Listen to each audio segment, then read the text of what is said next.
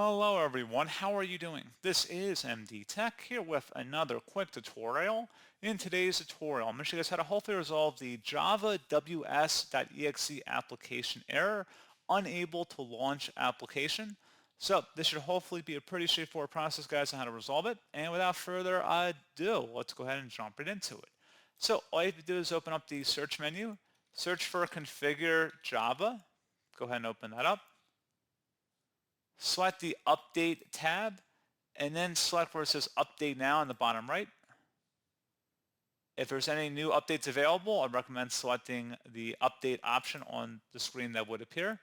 And then once that's done, that should be about it. That's all you should have to do.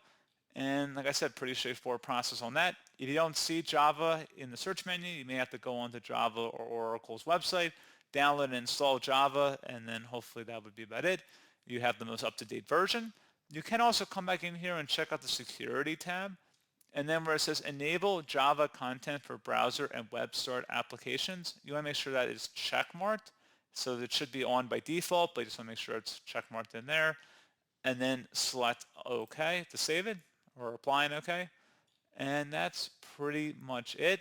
One final thing you can look at too, if we went back underneath the Java settings here, underneath general, underneath temporary internet files, select the settings button, select delete files, and then you just want to make sure that the trace and log files and cached applications and applets are both checkmarked, and select OK.